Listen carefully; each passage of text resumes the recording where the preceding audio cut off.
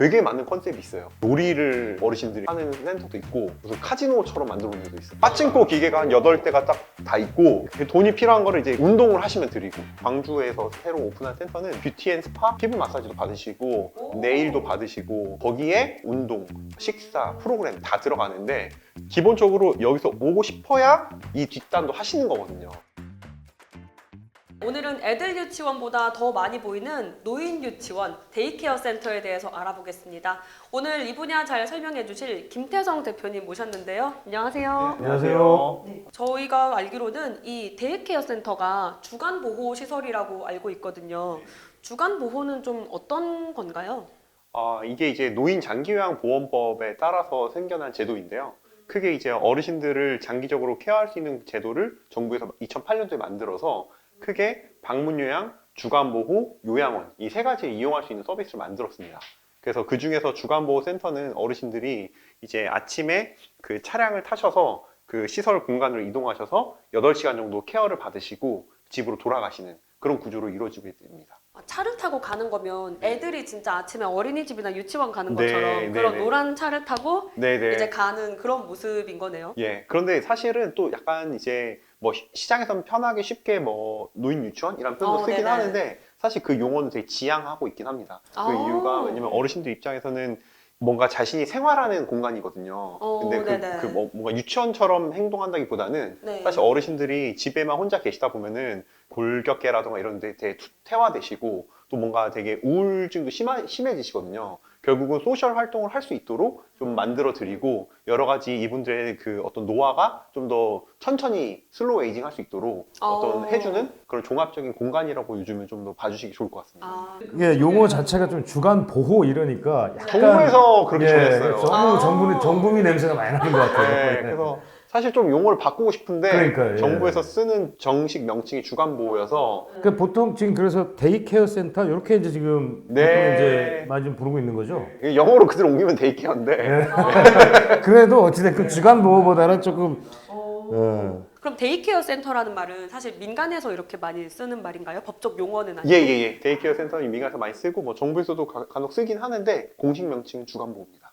그러면 이게 아까 이제 말씀하시기는 이제 노인 노인 장기 요양 보험 이걸 통해서 이제 그 요양 등급을 받으신 분들만 이제 이용하신다고 그러시죠. 그러면은 이게 만약에 이제 요양 등급을 못 받거나 뭐 이런 분들은 못 이용하는 건가요? 어떻게 되나요, 이게? 그 비급여 항목으로 이제 예. 정부에서 지원받지 않은 그 자신이 돈을 다 내고 쓰실 수는 있어요.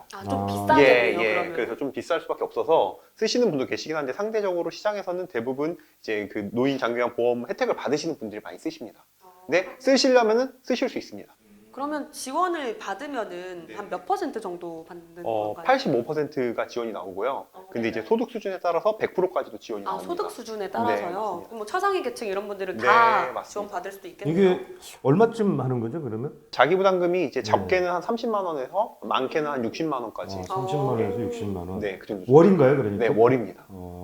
여기에는 어떤 것들이 포함돼요? 뭐 급식비, 차량비 맞습니다. 이런 것들인가요? 아침에 이제 제일 먼저 송영 차량이 가서 어르신들을 모시고 이제 오셔서 이제 제일 먼저는 아침에 식사를 못 하신 분들도 계시거든요. 뭐 간단한 식사거리도 드리기도 하고 이제 그다음에 프로그램 같은 게 이루어집니다. 그래서 프로그램은 이제 매번 바뀌는데 뭐 인지 활동이라던가 운동 서비스 이런 것들도 들어가고 그다음에 점심 드시고 직장인들이 퇴근하기 좀 전에 보통 이제 집으로 보내드리는 그런 구조로 되어 있습니다. 한 8시간 정도 케어를 받는다고 생각하시면 됩니다. 그러면 뭐 규모라든지 뭐 이런 거는 네. 어느 정도 됩니까? 이게? 이게 그래서 좀 천차만별입니다. 예전에 시장이 처음 생겼을 때는 그래도 아무래도 이게 커지면 커질수록 쾌적하고 좋긴 한데 또 비용이 많이 들어가잖아요. 예. 그래서 소형 시설들이 되게 많이 있었습니다. 그래서 한 50인 미만이 일반적인 수준이었는데 저희 회사에서는 이제 보통 250평 정도 되는 규모로 해가지고 거의 100인 시설 위주로 많이 대형화 시키고 있습니다. 사실 이 250평이라는 그런 공간을 좀 임대하기가 쉽지는 않은데 맞아요. 네. 저는 요즘에 도심에서도 이걸 너무 많이 네, 봤거든요. 맞습니다. 규모는 이제 조금 감이 왔는데 네. 들어갈 수 있는 입지 기준 같은 게 있을까요? 입지 기준은 아무래도 이것도 이제 수익 사업이다 보니까 네. 사실상 임대료 부분을 많이 생각 안 할 수가 없고요. 임대료. 예, 임대료 부분도 많이 하고 그다음에 어르신들이 송영할 때 편리한 위치. 그러니까 차량이나 뭐 주차라던가 주차장은 있어야겠네요. 그런 것들을 되게 종합적으로 고려해야 됩니다. 그리고 한 가지 더는 이 건물 자체가 노유자 시설로 인정받아야 돼요. 노유자 시설. 예. 그래서 사실 조금 이제 정부에서 이 주간보호센터를 되게 더 많이 확장하는 걸 목표로 하고 있거든요.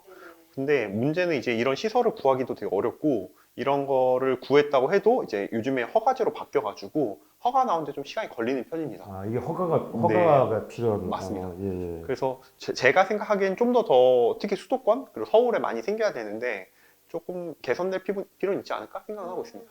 이런 데이케어 센터를 열거나 네네네. 하는 경우를 좀 본 것 같아가지고. 네, 맞습니다. 네. 그렇게도 할 수 있습니다. 충분히. 아, 근데 이게 약간 또 지자체마다 살짝씩 좀 달라요. 뭐 허가 내주는 예, 기준이요? 기준이. 뭐 공통적인 거 있는데 또 저희가 전국 단위로 사업을 하다 보니까 네. 지자체마다 조금씩 다른 부분도 있긴 합니다. 그러면 이 데이케어 센터가 어찌됐건 뭐 케어링 같은 경우도 이제 아까 많이 하신다 운영 지금 한 전국에 한 몇 군데 지금 정도? 12군데 지금 운영하고 12 있고 군데요? 예. 예, 올해 한 20개까지 들어갈 것 같습니다. 그 좀 시설의 특징이 좀 어떻습니까? 데이케어 이쪽 케어링에서 운영하시는 시설의 특징. 저희 같은 경우는 일단 첫 번째로 그러니까 이제 저희가 전국에서 가장 큰 요양 회사인데 주간보호센터를 이제 한 3개 이상 하는 곳이 없었어요.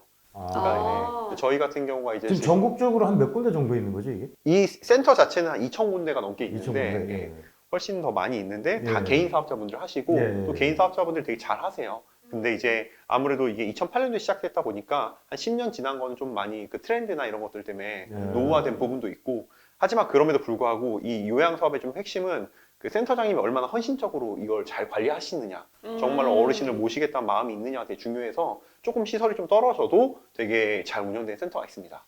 근데 저희 같은 경우는 이제 예. 좀 어떻게 하면은 근데 저희 이제 후발로 들어오면서 어떻게 하면 좀 시장을 좀 더 업그레이드 할 수 있을까를 많이 고민했었고 그 중에 하나가 예전에는 이제 처음에 딱 열렸을 때는 어르신들은 그냥 아픈 분들이다. 예. 약간 그런 관점이 되게 셌어요. 그래서 오셔서 그냥 1차는 식사만 잘 제공해도 돼. 이게 약간 1차 트렌드였고요. 그 다음에 2차 트렌드는 재활 운동을 좀 적극적으로 해보자, 내부에서. 저 그런 거 본 것 같아요. 막 이렇게 신나는 노래 틀어놓고 막 춤추고 색종이 자르고 네네네. 네, 그런 활동들. 근데 이게 재밌게 저희도 그렇지만 네. 운동을 계속하면 힘들잖아요. 그러니까 어르신도 힘드시고 네. 또 이제 이게 가고 싶지 않으신 거예요, 점점. 힘드니까. 힘든 것도 있고 또 뭔가 자꾸 무언가를 시키려고만 하고 그러니까 나를 약간 환자라는 관점으로 보니까 그게 예. 이제 또 조금 건강한 어르신 입장에서는 나는 이런 데 있고 싶지 않은데? 라는 거 되게 세진 경향이 있어서 저희 같은 경우는 어떻게 하면 어르신들이 좀 더 행복하게 그러니까 내가 그냥 먼저 가고 싶게 만들 수 있을까를 되게 많이 고민했습니다. 그래가지고 저희가 하고 있는 건 이제 좀 이번에 또 광주에서 새로 오픈한 센터는 뷰티 앤 스파라는 컨셉으로 이제 어르신들이 이제 딱 들어가시면은 피부 마사지도 받으시고 네일도 받으시고 뭐 조격도 받으시고 물론 거기에 기본적으로 하고 있는 운동, 식사, 프로그램 다 들어가는데 기본적으로 여기서 오고 싶어야 이 뒷단도 하시는 거거든요. 그래서 좀 그렇게 많이 했습니다. 진짜 그 소비자의 심리를 잘 반영한 시설이라는 생각이 드는데. 그래서 이게 또 일본 같은 게 또 네네. 이런 거 되게 워낙 일본은 20년 잘 돼 먼저 있죠. 시작됐기 네. 때문에 되게 많은 컨셉이 있어요. 예를 들어서 요리를 주로 어르신들이 해서 하는 센터도 있고 네네. 또 이제 라스베가스라고 무슨 카지노처럼 만들어 놓은 데도 있어요. 그래서 재밌네요. 그래서 빠찡코 기계가 한 8대가 딱 다 있고 예. 뭐 어르신들이 재밌는 거예요. 그래서 빠찡코 하는데 그 재밌는 게 이제 친구. 돈이 필요하잖아요. 그 돈이 필요한 거를 이제 그 안에서 돌아가는 화폐가 있는데 그 화폐는 이제 운동을 하시면 드리고 야, 재밌는 아이디어. 유인책을 주는 거네요. 그래서 저는 이런 식으로 조금 더 일본도 뭐 좋은 사례고 이런 좀 공급자적 관점에서 좀 벗어나서 실제로 케어를 받는 어르신들이 좀 즐거워할 수 있는 그런 공간으로 계속 디벨롭하는 게 저희의 역할이라고 생각합니다. 그런데 이렇게 낮에 와가지고 뭐 스파도 받고 뭐 네일도 받고 남자분들도 막 이런 스포츠 활동을 즐기고 집에 가시면은 사실 좀 외로울 것 같거든요. 맞아요. 그래가지고 사실 좀 뜨고 있는 게 최근에 실버타운이잖아요. 네, 맞습니다. 근데 이 실버타운이랑 이런 주간 보호 시설을 좀 연계하는 방안도 있을까요? 저희가 이제 그걸 좀 준비하고 있는데요. 그 이제 네네. 뭐 케어링 뭐 이제 빌리지 혹은 스테이라는 이름으로 저희가 준비하고 있는 서비스가 사실 저희가 주간보를 운영하다 보니까 옆에 원룸을 구해주시는 그 자식들이 계셨어요. 편하게 다녀오시라고. 네, 어차피 매일 여기서 왔다 갔다 하시니까. 아. 근데 보다 보니까 그러면 이거를 위로 얹히면 되지 않을까? 아래는 주간보를 이용하고 위에는 주거 서비스를 넣어서 편하게 그냥 내려오셔서 프로그램 하시고 다시 올라가셔서 이제 또 저희가 생각한 건 1인실이지만 또 공동 거실이 있는 약간 그런 식으로 좀 약간 준비- 쉐어하우스 같은 예, 뭐 예, 그런 맞습니다. 컨셉이네요. 네네네. 예, 예. 왜냐면 혼자 계시면은 아무래도 외롭다 보니까. 맞아요. 그래서 좀 네. 그런 컨셉으로 저희가 준비를 하고 있고, 이거를 일본에서 이제 유니트 케어라고 해가지고, 유니티 예, 케어. 유니트 케어라는 예, 명칭으로 이렇게 진행되고 있습니다. 아. 그래서 한국에는 이제 수가가 논의 중인 걸로 알고 있는데, 저희는 먼저 좀 선제적으로 이런 것들 좀 준비해 보려고 하고 있습니다. 그런데 사실 이 실버타운 같은 경우는 우리나라는 좀 천편일률적이거든요. 뭐 비용이나 서비스 측면이 조금 다르기는 한데 사실 이분들이 아프면은 답이 없는 상황이거든요. 한국에서도 그러면은 이렇게 자꾸 발전을 시키면은 죽을 때까지 살 수 있는 실버타운이 나올 수 아. 있을까요? 말씀 주셨던 것처럼 한국에 있는 지금 실버타운들은 대부분 그 건강한 어르신들을 위한 네. 공간이거든요. 그러니까 액티브 시니어라고 하는데 이제 그니까 되게 착각하는 게 나중에 아프면 실버타운 들어가지 이렇게 농담처럼 많이 맞습니다. 하시는데 저도 그런 줄 알았어요. 근데 네. 아프면은 이제 퇴소하셔야 퇴소하셔야 되잖아요. 집에 가셔야 됩니다. 맞아요. 그래서 이게 되게 좀 제가 느끼기엔 좀 큰 문제고 거주 안정성이 좀 떨어진다라는 게 되게 어르신들한테 심리적으로 되게 불안하다고 저는 느끼고 있어요. 근데 지금 아무래도 지금 하고 있는 어떤 여러 가지 서비스들이 왜 좀 달라지냐면은 지금까지 실버타운의 어떤 컨셉들은 그냥 조금 프리미엄 레지던스 서비스에 가까워요. 아. 네. 그러니까 뭐 식사 나오고 좋은 헬스 네, 시설 헬스 제공하고, 제공하고. 네, 골프 사실 연습장 있고. 시니어라고 크게 확 바뀌진 않거든요. 근데 가장 크게 라이프 스타일이 바뀌는 게 자신의 어떤 서포트가 필요한 시점, 네. 그때부터 좀 필요하게 됩니다. 근데 여기서부터 요양 영역이거든요. 네. 그래서 많은 기업들이 시니어 액티브 쪽을 하고 있는 이유는 얘가 돈이 돼서도 있지만 요양에 대한 것들에 대한 어떤 불안감? 해본 적이 없으니까. 네. 그래서 그런 것들을 이제 저희가 좀 같이 서포트해서 저희는 이제 요양에 좀 더 특화되어 있는 시니어 하우징 서비스를 좀 고민하고 있습니다. 왜냐면 결국 여기서 좀 나이가 드시면은 계속 서포트가 필요해지시거든요. 그래서 그런 쪽이 사실 제일 페인 포인트가 크고 그리고 그런 것들이 점점 더 고령화 될수록 수요가 늘어날 걸 보고 있습니다.